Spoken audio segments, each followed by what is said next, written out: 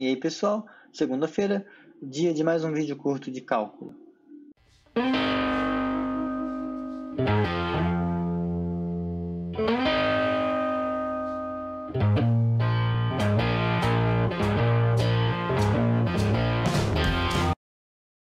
Bom, no vídeo anterior, a gente viu o teorema fundamental do cálculo, tá? Deixa eu só recordar vocês aqui. Viu o teorema fundamental do cálculo, que diz essencialmente que isso aqui existe. Então, se essa integral existe, então, se você, em vez de fazer a integral toda de A até B, calcular a área de A até B de uma vez, se você fizer isso progressivamente, a cada x variando de A até B, você ganha uma função contínua. Então, esse negócio aqui é uma função contínua. Quando você integra a função e para num x intermediário, e quando você vai variar esse x, você ganha uma função contínua. É contínuo. A gente viu isso. Não que provou, mas a gente discutiu. A gente discutiu não. Eu falei e vocês ouviram, né? Não estava ao vivo.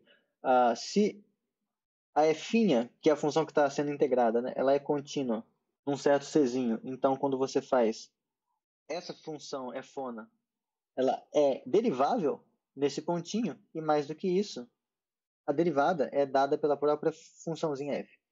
E a parte legal é que a gente viu que isso dá pra gente um jeito bem bacana de calcular integrais sem ter que mexer com séries e limites estranhos e coisas demoradas demais. A gente viu que esse valor da integral, ft dt, é igual a g de b menos g de a para qualquer antiderivada. Qualquer g. Claro, né? Isso aqui é, finalmente, se a f é contínua, quase sempre será o caso. Então, isso aqui é para qualquer g antiderivada, né? Tal que g' de x é igual a f de x para todo x. Então, o teorema fundamental do cálculo diz para a gente que saber antiderivar é interessante. Então, essa g, qualquer função que satisfaz essa condição aqui é chamada de antiderivada. Então, notem, pela primeira parte do teorema, pela primeira e segunda parte, o que esse teorema, o teorema fundamental do cálculo também diz para a gente é que se você tem uma função que é contínua, diz que se tem uma função que é contínua, então ela tem uma antiderivada, pelo menos uma. E aí vai ter infinitas, porque aí é só você somar constantes, né? Porque a constante não vai alterar a derivada no final. Então, por quê? Porque essa função aqui, essa f que você obtém ao fazer essas integrações parciais, a cada ponto intermediário, te dá uma função cuja derivada justamente é f. Então, antiderivadas você tem. Agora, isso sugere que a gente dê um pouco mais de atenção ao processo de antiderivação. Tá? E é um pouco do que a gente vai ver agora. Então, a antiderivação ou integração indefinida. Integração indefinida. Já vou avisando que esse negócio de integral indefinida é uma bagunça que não sei por que os livros complicam a coisa. Talvez eles não queiram falar de conjuntos e tal, mas... enfim, a gente escreve assim, ó, integral sem nenhuma coisinha em cima e embaixo, sem os limites de integração a e b. A gente escreve assim, f de t dt igual a f, para indicar quando você faz a derivada da f é igual a f. Então, essa notação, embora ela use um igual, tá? Ela é uma notação bem porca, tá? Para você denotar a família de todas as funções que são antiderivadas da f, tá? Então, exemplo, a gente faz a integral indefinida. Faltou dizer xingar, né? Chamada de integral indefinida. Ou antiderivada, mas chamada de integral indefinida da f. Então, exemplo, né? Você pega x² como sendo a sua f. Ou, vamos manter o padrão, né? t² dt. Então, isso aqui vai... Qualquer função que você pegar, cuja derivada dá t², você vai ter o direito de, em certo sentido, escrever aqui na frente. Então, por exemplo, você pode escrever assim. Por quê, né? Porque se você faz se você deriva t ao cubo sobre 3, esse 3 aqui vai cair, vai cortar com esse cara, aqui vai ficar 3 menos 1, que é t². Então, de fato, isso aqui é uma antiderivada desse negócio. Por outro lado, a gente também poderia escrever assim. Eu poderia ter pegado t ao cubo sobre 3 Deixa eu escrever direito. Pronto, o traço da fração tem que ficar meio nivelado com igual. Pelo menos eu prefiro. Uma hora sai. A gente poderia ter escrito assim. Poderia ter pegado essa aqui. T ao cubo sobre 3 mais 7. Porque quando você deriva esse T ao cubo sobre 3 mais 7, vai ficar 3T ao quadrado sobre 3. 3 com 3 morre. E aí aqui a derivada do 7 é 0. Então deu T ao quadrado de novo. Qual que é o problema dessa notação que eu detesto? T ao cubo sobre... Ó, isso aqui a gente está falando que é isso. Isso aqui a gente está falando que é igual a isso. Só que duas coisas que são iguais a uma terceira deveriam ser iguais entre si. Então a gente chegaria à conclusão de que T ao cubo sobre 3 é igual a T ao cubo sobre 3 mais 7. Então 7 é igual a 0. Não é isso que acontece. Isso aqui é só uma notação mal feita e difundida. E o que o pessoal acaba fazendo para explicitar esse tipo de coisa? Esse integral de f de t dt, embora a gente escreva igual a f na hora que está fazendo as contas, no final, quando acaba, por assim dizer, a gente coloca um czinho para indicar que qualquer constante que a gente coloque, qualquer constante real que a gente coloque, ainda vai indicar uma antiderivada da função que a gente pegou, no caso, t quadrado. Nota que isso de fato pega todas as antiderivadas justamente pelo teorema do valor médio. Que a gente já viu que se você tem f1' igual a gzão', então é porque a f é igual a função g a menos de você somar uma constante. Existe uma constante que faz isso. Já viu isso anteriormente em alguma reunião ou vídeo anterior, eu lembro que a gente já passou por isso. Então, outro exemplo, né, só para pegar. Se a gente tem integral indefinida de cosseno de t dt. Isso aqui vai ser igual a você vai colocar uma função aqui, cuja derivada da cosseno, e vai somar uma constante. No caso, integral de derivada de seno é cosseno. Então aqui seno de t. Tá? Por que eu estou enfatizando isso? Porque às vezes a gente pode estar numa situação assim. Integral de t ao quadrado mais cosseno de t. E haverá situações piores que essa. Você quer encontrar a antiderivada desse negócio. Bom, isso aqui é uma soma de funções. Se você sabe antiderivar essa, então, ou seja, se você tem uma função, essa aqui, funções que tem esse formato, você sabe quando você deriva ela, você vai ter esse aqui. Por outro lado, funções desse formato, quando você deriva, você vai ter o cosseno de t. Só que a derivada da soma é a soma das derivadas. Então, basta você somar esses dois resultados, esse com esse. E aí entra o problema que confunde muita gente no começo. Mas o que eu faço com essa constante? Vai ficar C mais C? Vai ficar 2C? Mas aqui era uma C, aqui eu coloquei C', vai ficar uma constante C mais uma constante C'. O que acontece? A constante não importa ao mesmo tempo que ela importa. Esse é o problema. Então, isso aqui a gente costuma escrever assim. A integral indefinida da soma é a soma das integrais indefinidas. Aí, esse cara é t ao cubo sobre 3. Esse cara é seno de t. E as constantes que apareceriam aqui e aqui, a gente transforma numa constante só. Então fica um negócio assim. Tá? No fundo, o jeito de fazer isso ter sentido mais concreto é quando você fala de conjuntos de coisas e você está fazendo soma entre os elementos desse conjunto. Só que aí é uma notação mais abstrata, que o pessoal já reclama de epsilon e delta em cálculo, então vai reclamar de notação de conjunto. Então o pessoal costuma fazer essa coisa mais ou menos e aceita. Tá? E aí é isso. Tá? A antiderivada é isso.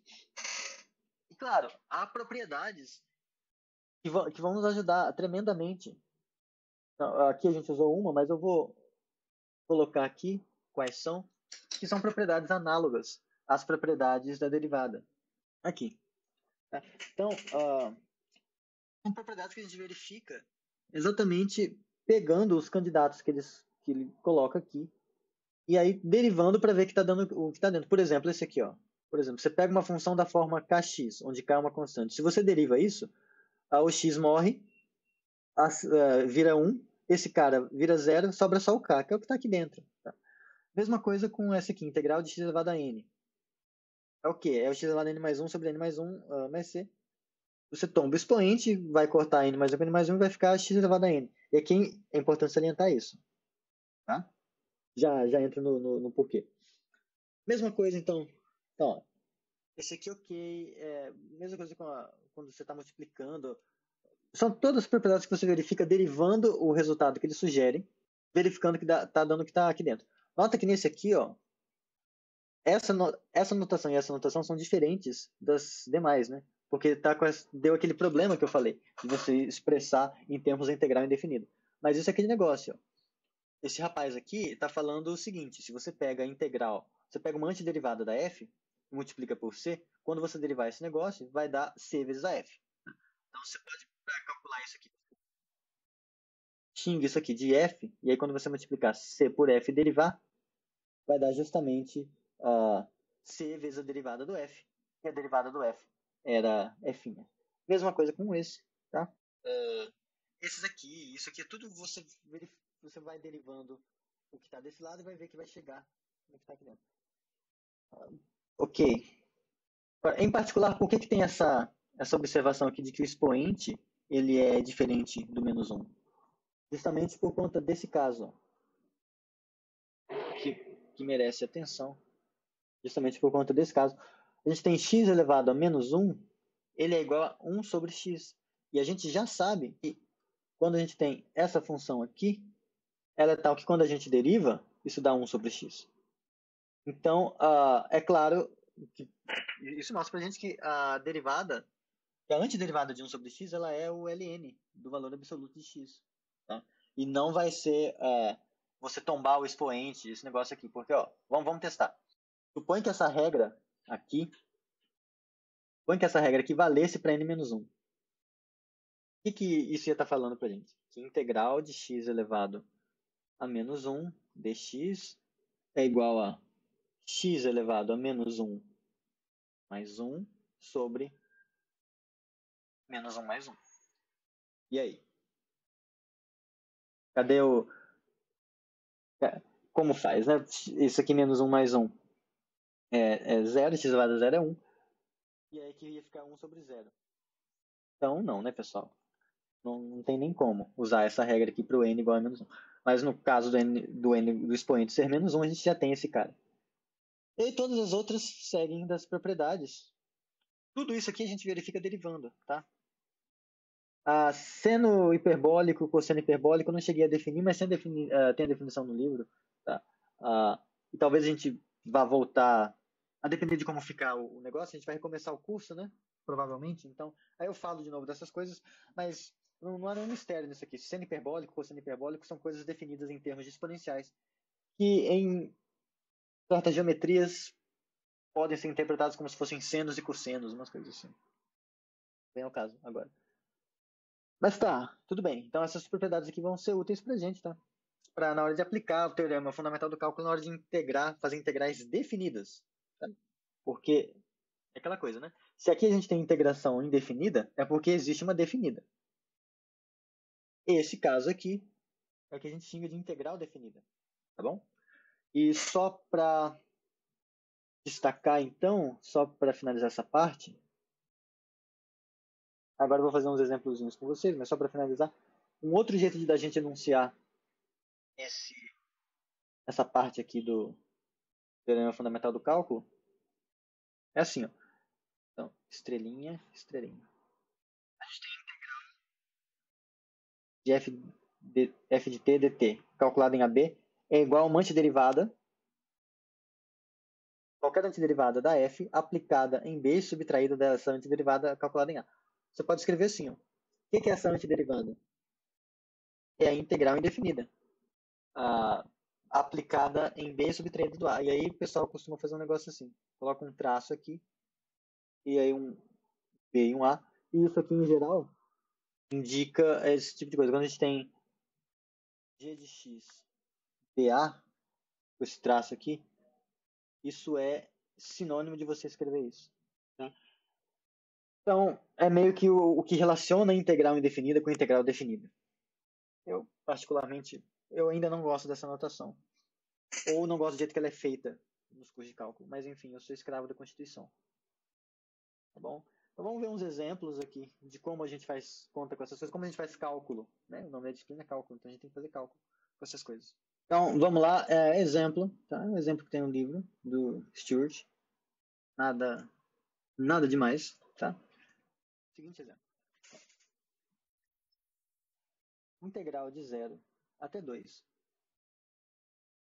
de 2x ao cubo menos 6x mais 3 sobre x ao quadrado mais 1 dx. Bom, aqui nesse caso, tem várias formas de proceder. Tá? Eu vou tentar fazer aqui, jeito 1. Então, ó, essa integral de 0 até 2, você pode pensar o seguinte, pode fazer assim, a integral de 0 até 2, de 0 até 2, de 2x ao cubo dx, menos a integral de 6x dx, mais a integral de 3 sobre x ao quadrado mais 1 dx de 0 até 2. Por que isso, pessoal? Pelo seguinte,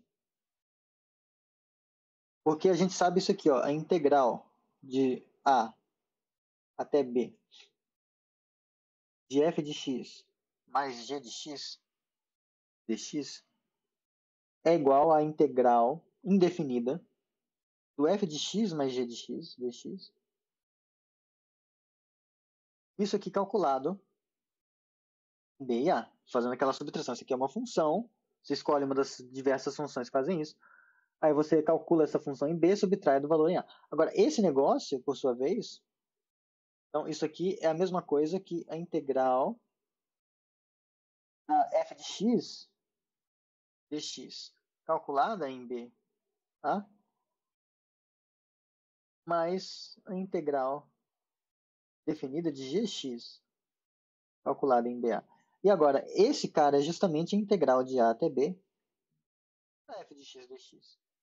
E esse rapaz é a integral de a até b de gx dx. Então, a gente pode, usando o fato, o teorema fundamental do cálculo diz para a gente que para calcular a integral de soma é você somar as integrais, mesmo no caso definido. Porque a gente pode usar a integral indefinida para calcular a integral definida, uma das graças do teorema fundamental do cálculo. Então a gente não precisa. E aí o legal é que a gente não precisa nem pensar de cara em como antiderivar esse negócio todo. A gente pode fazer os pedaços. A gente antideriva esse, antideriva esse, antideriva esse. E aí faz um por vez. Agora a gente pode resolver esse cara todo. Tá? Ou a gente faz assim, que é um pouco mais rápido. Tá? Então, tem aqui negócio. Agora, isso é exatamente. Você pode ir aplicando as antiderivadas todas e só deixar para substituir no final. No caso, seria o quê? Seria 2 vezes x à quarta sobre 4, porque o 2 aqui é um escalar, saiu. Esse x ao cubo, a antiderivada dele, veja só, é você subir o expoente e dividir por esse expoente subido. Tá? Então, isso aqui. Menos 6 vezes x ao quadrado sobre 2, pelo mesmo motivo. E aí a parte que meio que assusta a gente é esse 3 sobre x quadrado mais 1. Só que vejam, já tem uma formulinha aqui. Isso é o arco tangente. Tá? Pessoal, cuidado, tá? Tangente elevado a menos 1 de x, isso aqui não é a mesma coisa. Então, tangente elevado a menos 1 de x é diferente de tangente de x elevado a menos 1, que é igual a 1 sobre tangente de x. Tá? Quando a gente coloca tangente a menos 1, isso aqui é arco tangente. É a inversa da função. Tá? É só uma coisa importante. Então, é esse cara aqui, a gente já sabe que vai ser aquele trem lá. Então, isso aqui vai ser, cadê? Amarelinho. O escalar vezes tangente a menos 1, ou arco tangente de x. Aí, isso tudo aplicado em 2, e para depois você subtrair disso tudo aplicado em 0. Aí vem a pergunta, mas e a constante? Ó, se você soma uma constante aqui, essa constante na hora que você aplicar o 2, ela vai continuar sendo essa constante. Na hora que você subtrair por essa mesma expressão aplicada no zero, o C vai continuar, só que ele vai estar com sinal negativo. Então, constante vai cortar com constante. Então, a constante, na hora de você calcular a integral definida, tá? E agora é só substituir isso aqui tudo, tá? E vai dar... Então, deixa eu subir esse cara um pouquinho. Bom, isso aqui vai ficar 2 com 4, fica... corta aqui, fica x a quarta sobre 2. Menos 3x quadrado. E aqui mais 3 tangente a menos 1 de x. Aí quando a gente substitui tudo, eu vou fazer pelo menos uma vez na vida, tá?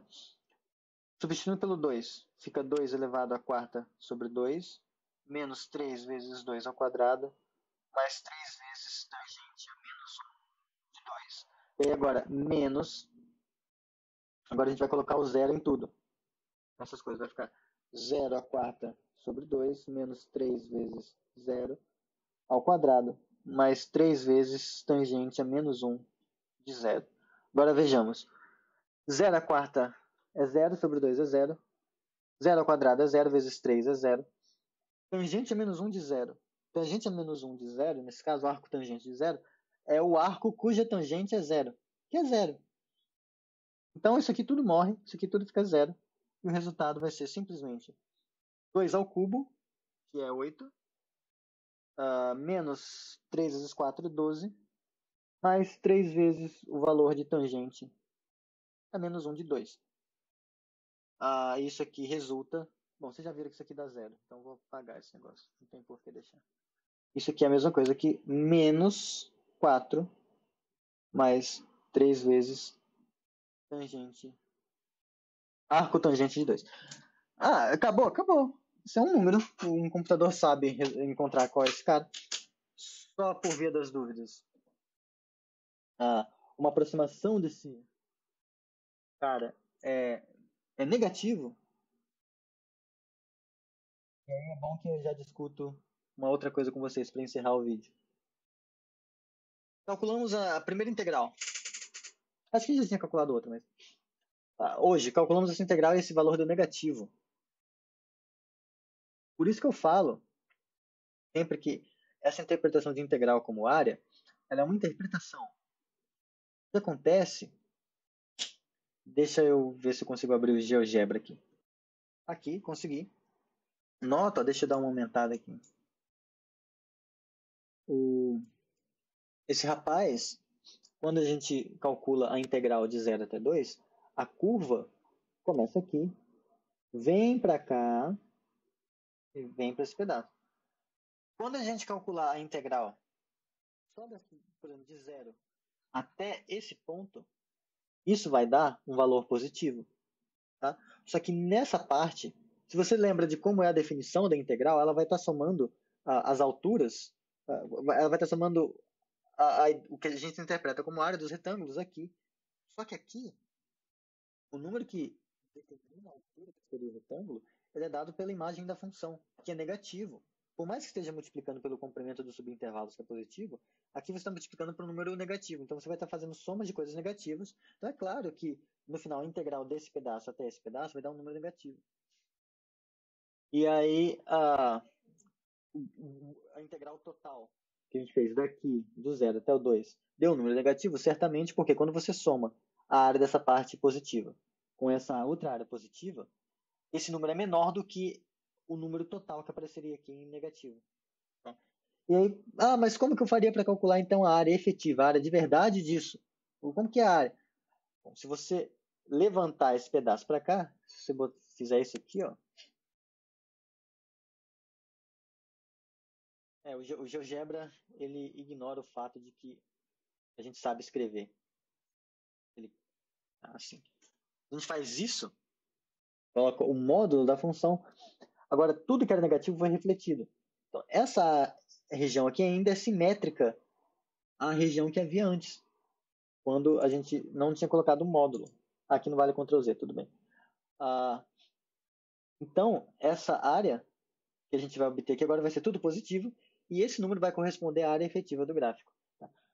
Acho que talvez no próximo vídeo a gente discuta um pouco mais sobre cálculos de áreas mesmo, que tem esse problema de você colocar um módulo, tá? Porque, é claro, na prática, uma coisa é eu falar para vocês que, na teoria, para você calcular a área do gráfico, basta você passar o módulo. Outro problema é você efetivamente calcular essa integral. Porque aqui, nota que essa função, na prática, a função que a gente tem aqui, ela não é mais a função que a gente tinha sem o módulo. Ela é uma outra, é uma função dada por partes. Então, para a gente calcular uma área dessa forma, a gente precisa saber onde é o ponto onde a função troca de sinal, para saber em que momento a gente vai trocar a expressão da função na integral para fazer o cálculo corretamente. Mas isso eu vou deixar para no próximo vídeo a gente vê isso, tá? Esse vídeo já ficou com um tamanho legal. Tá? E é isso, aproveitem aí agosto. E até o próximo vídeo da semana. Tchau, tchau, pessoal.